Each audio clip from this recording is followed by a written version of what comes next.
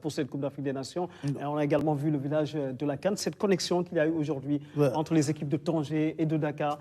Comment vous trouvez justement le déploiement des équipes de la RTS? Wow, Pape, je pense que nit warul xeeb boppam. Parce que man dama jàpp ne lépp lu télévision di mag di def ñun RTS am nañ expertise bi lii yëpp ñu def amul benn étranger bu ci rax maanaam décor bi le matériel ñun ñu koy def amul benn et pourtant je peux faire benn confidence on me l'a proposé hein, de grandes chaînes qui ont géré le plateau de 2M m'ont proposé des choses j'ai dit non si les Sénégalais peuvent le faire je préfère décor bi ngay gis nii ay Sénégalais ñoo ko defar donc pour vous dire que il faut que ñu am ñun bañ a xeeb suñ bopp biir RTS ba pare ñeme génn ci routine xam nga boo tëddee di nelaw 1 + 1 = 2 ñëpp xam nañ ko parce que ça sert à quoi de faire la même chose que comme on faisait avant mooy lan c'était facile hein j'ai moins de pression nag j'ai moins de pression ñëw jël sa liste tu envoies 2, 3, 4 personnes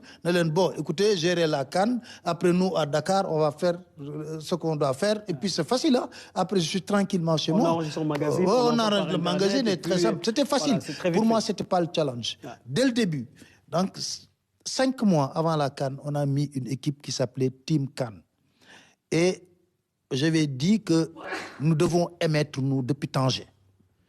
On doit faire un plateau à Tanger. C'est pas rivaliser avec les autres, mais je dis pourquoi pas. Il n'y a pas une chaîne africaine qui le fait, mais nous, on va oser le faire. Ça veut dire qu'à Tanger, émettre depuis Tanger, def suñu émission foofu débriefing depuis Tanger. Bon, quand je le disais, les gens disaient que c'était de la folie ou DG ne veut... Bon, c'est vrai, hein.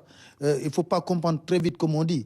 Mais moi, je me disais toujours que c'est possible. Et ça a fait l'objet de 2, 3 voyages de prospection pour xool. Mettre aussi l'équipe dans les meilleures conditions pour am li nga soxla. Mooy dama doon wax ne pour ñun Coupe d'Afrique bi projet la. Ni mu nekkee projet équipe nationale ñoo jël coupe bi. ñun noonu la nekkee projet pour RTS pour ñu accompagner ñu vivre ko pleinement aujourd'hui yéen a ngi wax Tanger mais vous voyez le village c'est l'effervescence hein, et puis les autres fan zones et ici aussi vous faites un travail remarquable on a voulu vraiment marquer l'empreinte de la RTS ñu xam ne RTS ñëw na nekk na à côté des Lions pour les accompagner et on va le faire. Bon, moi, je pense que ma mission ici à Tanger s'arrête aujourd'hui. Je vous dis très franchement, parce que j'ai hâte de retrouver Dakar pour vivre l'ambiance. Ouais, pour voir. Non, moi, j'ai fait un challenge. J'ai fait un challenge avec les amis de la fédération. Ils m'ont dit, mais déjà, tu restes avec nous jusqu'à la finale. J'ai dit non. Moi, je viens regarder le premier match, voir le dispositif avec l'équipe de la RTS. Maintenant, ce que vous devez faire mooy boo leen qualifié final ma dellu si waaw mu nekkee ne qualifié final li ci des yëpp ban bàyyi Sénégal mais parce que aussi Sénégal on a aussi foofu vraiment déploiement boo xam ne on a pris place de l'Obélisque et puis il y a beaucoup d'activités. Absolument. On a fait de cette Coupe d'Afrique un moment de fête maanaam et joindre l'utile à l'agréable. Aujourd'hui, au moment où je vous parle, certainement, El Hadj Diouf, chanteur, est en train de faire son concert. Et après, demain, la police s'est déployée là-bas pour permettre à tous les citoyens ñëw ci village CAN bi ñu defal la pièce d'identité tout de suite, defal le passeport. Après, il y a une journée de l'intégration où il y aura tous les ambassadeurs qui vont venir au niveau du village. Après, il y aura une journée de don de sang. Le 24 déjà, il y a Noël pour tous. Il y a au moins 700 enfants démunis qui n'ont jamais reçu de cadeau. Et alors, on les amène au niveau du village pendant toute une journée. Voilà. Et puis, qu'on les permette de recevoir des cadeaux. C'est pas un rêve. Dara jombul nit.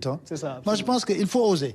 Il faut oser. Nit nak mën nga jéem nga lu bon mooy nga ñàkk jéem. Mën nga jéem nga ne fii laa échoué pour man échec amul mooy loo am rek leçon nga ciy tiré tey jii après bu ñu jógee fii beneen challenge bu ñu jógee man pare naa ci Coupe d'Afrique maa ngi xool fi mu nekk ni Coupe du Monde qu'est-ce qu'on doit faire parce que c'est là voilà qu'est-ce qu'on peut améliorer c'est ça la logique de fonctionnement comme je tourne la page donc mais maintenant en tout cas je félicite toute l'équipe parce que vraiment c'est une équipe qui est très jeune et là je peux faire ce témoignage et tout le monde mouille le maillot pour donner le meilleur de lui-même pour que mu am benn succès benn réussite lu ñu ci mën a am mooy waa RTS vous avez très bien géré la CAN voilà maa ngi gis benn boy buy tooñ sànq very nice na ma ne woon bon loolu rek lañ ci am après bon écoute moi je vous souhaite en tout cas bonne chance pour le reste de la compétition moi je retourne demain sur Dakar Inch'Allah et que pour suivre aussi la CAN là-bas avec les équipes qui ont fait un excellent travail aussi au niveau de la place du souvenir il y a un fan zone au niveau de la place de la Nation aussi. Oui, la place de l'Obélisque, c'est le village.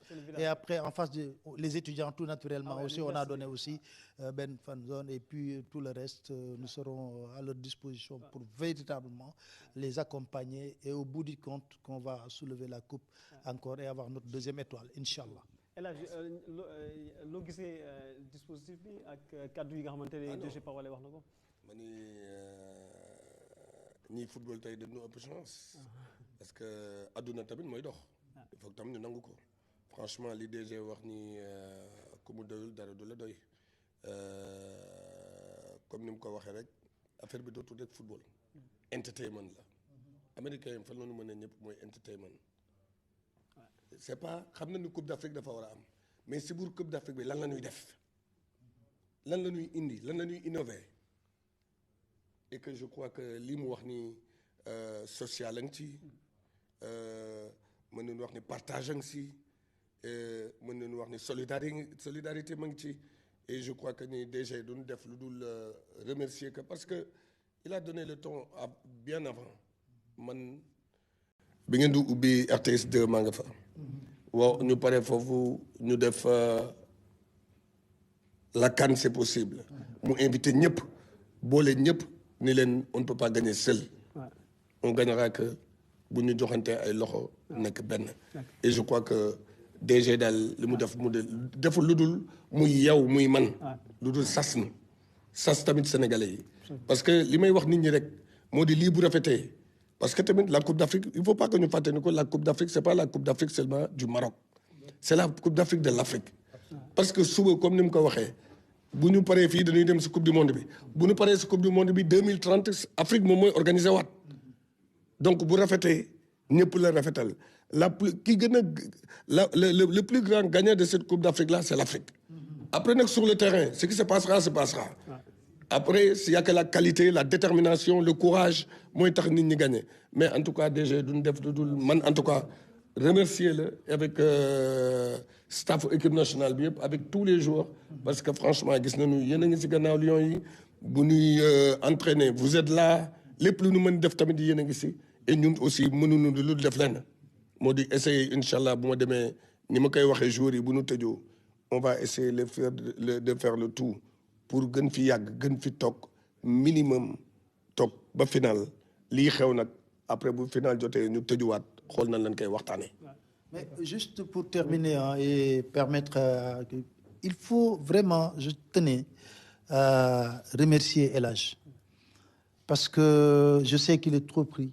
ñëpp ñu ngi koy xëccoo je le vois avec Alex Song sur 2M je regardais la dernière fois gis naa ko mais activité RTS yëpp El Hadj est présent lorsqu'on lançait la RTS 2 il était là-bas lorsqu'on faisait le lancement de la campagne CAN il est venu non seulement il est venu mais il est resté avec la RTS même quand les autorités sont parties il est resté à la RTS et nous a même rappelé que lancement bi da ngeen xamul ne nu ma kii parce que tey jii mooy anniversaire u commémoration wu décès Pape Bouba Diop donc pour vous dire que dafa bokk ci ñun sa disponibilité là aujourd'hui je sais que tout le monde vit la pression il est ñëpp ko soxla mu ñëw ci télévision nationale vraiment aussi je tenais lui c'est un frère ñoo bokk yaay voilà pour vous dire ñoo bokk yaay bu ñu fàtte ni tamit ngeen baal ma de RTS mooy suñu yaay mooy suñu papa man mi di waxante ak yow bi may nekk xale di jàngi alxuraan